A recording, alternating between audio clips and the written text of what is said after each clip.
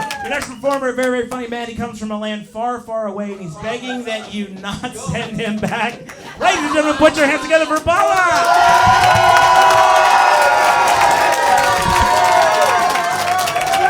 Wow.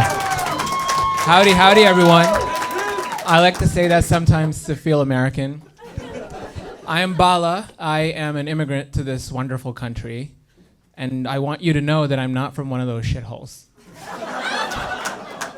Like Mississippi, Alabama, Gastonia. I am originally from India, as you can probably tell. And I like to think I've achieved medium privilege as an Indian. I am neither in tech support, nor am I a doctor. I came to this country 12 years ago as a doe-eyed 22-year-old, full of hope and optimism in the world. And for a second, I was worried you were trying to do the math there on my age, but I guess I'm not that worried. I know America sucks at math. When I first got here, I used to have an Indian accent. And every time I had a conversation with Americans, they always had this look on their faces, as if my flight landed here just yesterday. I hated that. They never took me seriously. That's why I had to get my accent deported. But seriously though, it's a real disadvantage. Indian people with our accents, we never get taken seriously. Imagine you get a call from your doctor and he says, "Mr. Johnson, I'm afraid I have very bad news for you." You would sit up straight and think, "Oh no, what is it, doctor?" But instead, if you heard, "Mr. Johnson, I'm afraid I have some very bad news for you today," you'd hang up thinking it's an IRS scam.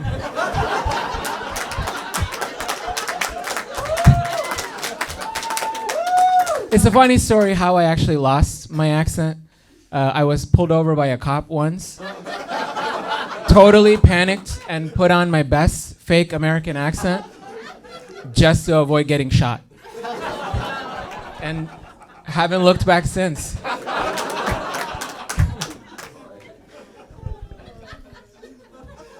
You know, this fake American accent bit is only with you, by the way. I still talk in an Indian accent with my Indian friends. I speak in my language with my family. There's a lot of complicated processing going on in my head every single day. I guess it is true that immigrants are in fact smarter than Americans. One of the most common questions I get in the US is if I've ever experienced racism here. I'm always afraid if I say no, that I might get my first taste of it. But let's be real. Of course I've experienced racism. Didn't get promoted at work? Racism. She doesn't want to go on a date with me? Must be a racist. The train I'm waiting on is running late? Systemic racism. I blame all of my life's problems on racism. Another question I get a lot is about arranged marriages. People are always like, "You're Indian, what is an arranged marriage like?" I really wouldn't know, actually. I got my marriage the American way. I jumped in fast and I jumped out even faster.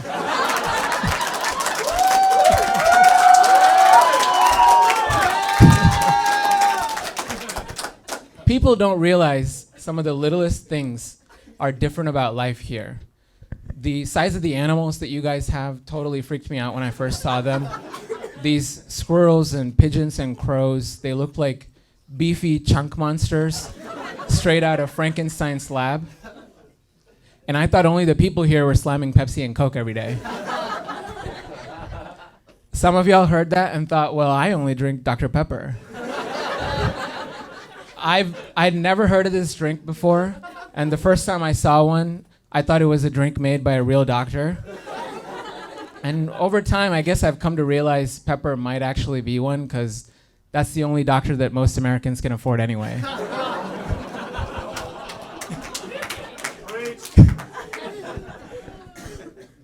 You know, as an immigrant, I feel very compelled to weigh in on this debate, even though I can't vote on how to make America great again. So I have a few suggestions, and hear me out. Everybody agrees that holidays are for recovering from hangovers. That's why the day after the Super Bowl should be a national holiday. That is such an easy layup that even I can make it. It should be illegal to play All I Want for Christmas Is You before December 1st. There you go. If you do, your firstborn child gets named by Elon Musk.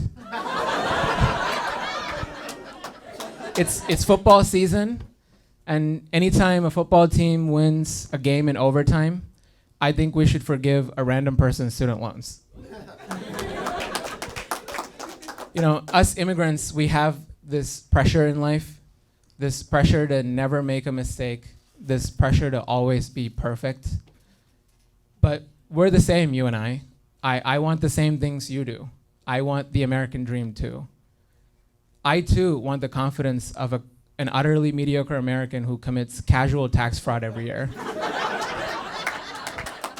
And I too want to get my heart broken by white girls with 5-letter names. And I too would like to order my Indian food just mildly spicy. Thank you everyone, that was my time. Thank you so much for tonight.